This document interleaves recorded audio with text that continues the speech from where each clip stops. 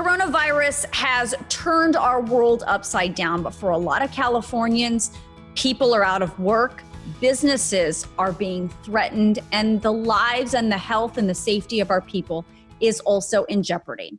So we asked California State Senator Brian Jones to join us to talk a little bit about the state of California and where we are now and how we can move forward. Senator, good to see you. Thank you, Lisa. I appreciate you having me on. And we're in a unique situation.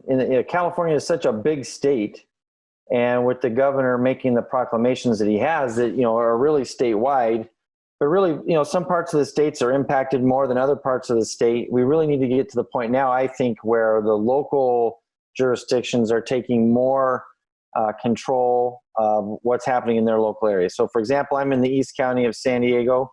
We're not as impacted as much as, the urban part of San Diego. But San Diego as a whole isn't impacted as much as LA or, some of the other areas that are being impacted. So, one of the things I'm trying to work with my local electeds within my district, and then, within the county generally is, working with those elected officials that want to get things, back as quickly as we can to normal. I mean, can it be done on such a granular level? And I know, when you watch the press briefings from the White House and then you watch, the governor's press briefings, they talk about it in totality, but then you're talking about small jurisdictions. Can it realistically be done piecemeal? Because people from, Maine, San Diego County travel to Santee, sure, and they travel to Orange County. And so how can you do it in such a granular way? Well, I think because of, the testing is improving now, really the impacts have not been as great as the models initially showed. On March 16th, when we went on the legislature went on recess, by this point in time, we were, in California, I think we were supposed to have 100,000 people infected. Well, we're not even close to that, not even close. So, whether the models were wrong or the models were right and the efforts that we've made have worked, whichever one of those two cases is, we're not nearly as impacted as we thought we were going to be 6 weeks ago. Mm-hmm. So to answer your question, yes, I do think that we can do this on a individual jurisdiction level. Of course, we're still going to have the process of what you shared of people traveling back and forth throughout the county. That's going to happen regardless. It's happening now. My wife and I ran some errands on Saturday, and I couldn't believe how many people were out on the road on right. Saturday afternoon. Right. So you can't stop that. So the only thing you could probably do, like you're saying, is testing. And I know testing has gotten better. And I know the right. governor has been really kind of very aggressive about getting federal help on testing and more swabs and right. so forth. And we, of course, have some of the best research facilities in the country here in California to help sure. us through this. How do you test people legally? You can't force people to have a test, can you?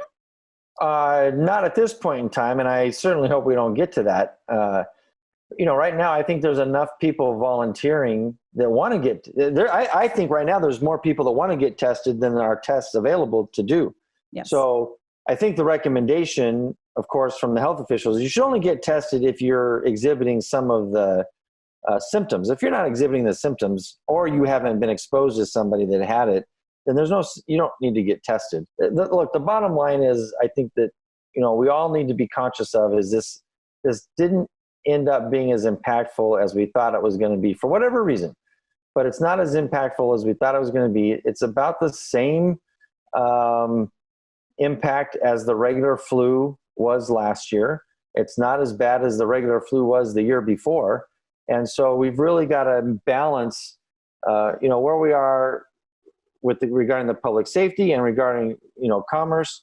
And I heard somebody say yesterday that, commerce and public safety can coexist. It is possible. That said, if you open things back up, are you not concerned that more cases and the worst case scenario could happen? I'm not worried about the worst case scenario anymore. I think we've proven that we have moved past that. And as we open things up, I think people are smarter now regarding the hand. I'll tell you, Lisa, I think the two things that made the biggest difference in flattening the curve is washing your hands, coughing, or three things: washing your hands, coughing into your sleeve, and staying home if you're sick. We should be doing that anyways. We probably could have wiped out the flu last year, and it would have been as impactful if we all would have done that last year. But I think just those three things probably is, this is my personal opinion, accounting for 80 to 90% of the success that we've had already. I want to talk a little bit about small business because there was a study done by the investment banking firm Everscore ISI, and they totaled up the amount of federal dollars through the SBA loans and the PPP loans that got distributed throughout the country. And from that study, they found that California got something like 38% of eligible payroll got the loan, whereas places like Nebraska got 80%. Wow. Why is it, in your opinion, that California small business got hosed in all of this? It's California's, because of our population base, the size of the state, and we've always been a donor state to Washington, D.C., and that's one of the things that we really need to hold our elected congressmen and congresswomen accountable for. Is it's their job to equalize that and make sure that we're getting the fair shake of that. Look, this relief package, as the president bragged, is the largest relief package ever passed in the United States. And then the Republicans in Congress bragged that they did it faster than any other bill that's ever been passed. So those are two troublesome comments. The biggest bill ever passed in the fastest amount of time ever is going to have problems and challenges. It didn't have any committee hearings. It didn't go through the regular process. Of course, there's going to be problems. And we should all be concerned about that moving forward if they're going to do any more relief bills. Well, so now I guess the question to you is there something that the state of California can do for small business in light of the fact that we did not receive our share of that money? Well, I personally think the state of California is going to be responsible to make up some of the difference, because when the government tells a business they have to shut down, to me, that's an eminent domain argument and a taking by the government of somebody's business that the government has to make whole. And so how we process that and figure that out, obviously that'll be, I'm sure, part of the discussion when we get back to session. But we've got to be cognitive of that. The government caused this economic decline, and in people's businesses that in January and February were humming along at 100% or maybe even 105 or 110% of last year are now 30% of last year. Well, the government caused that, and the government has to take some responsibility for that.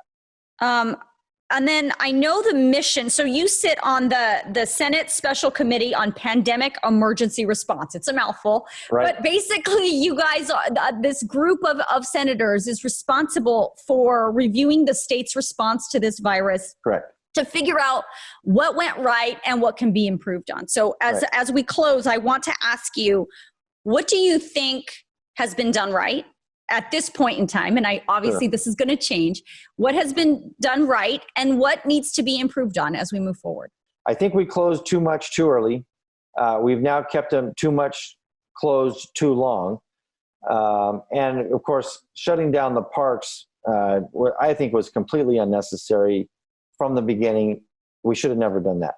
What's been done right is I do believe that the governor and his staff have done a good job communicating the potential impacts of this, disease, virus, and encouraging people to, be safe, stay home if you're sick. Like I said, the three things: wash your hands, cough in your sleeve, and stay home if you're not feeling well. That was a lot. I mean, that made a big impact right there. And then being a little bit more surgical about, if there are certain areas that were impacted more negatively than others, then deal with those areas, as some of the Bay Area counties did from the very beginning. But we've got to be, retrospective now and circumspect. We've got to look at what's happening, pay attention to the evidence, and start moving on some really scientific-based decisions at this point in time. rather than potential models and fear. We've got real science, real data available. That's what we should be making our decisions on now. But do you agree that that real model, the real actual real-time data is based on the fact that we did stay home, that we did social distance, and that's why those numbers came down? That's at least what the governor is saying. Sure. So It's from our efforts of staying home, everybody shut down. That's why we didn't hit that horrible worst case scenario number. So there's two arguments that to that point. One is the models were wrong and we were never going to get to that point. And then the other argument is the one you just made for the governor is, well, we didn't get to that point because of the things that we did. Okay, I don't care which one of those arguments is correct at this point. Today, I don't care which one of those arguments is correct. And I don't think we need to spend a lot of time arguing it out or proving one over the other. The point is, now is not as bad as we thought it was going to be. Now is the time for elected officials to look at the current situation and start making decisions based on the current situations and the new models that are more accurate now than they were 6 weeks ago. All right. Well, and you, our state legislature going back to work, hopefully sometime in May. So we hope so. Yeah. Let's hope. And please stay safe. And let's try and touch base with you when you get back up to Sacramento to see what's going on. You got it. I appreciate it. Thanks a lot. Thank you. Okay.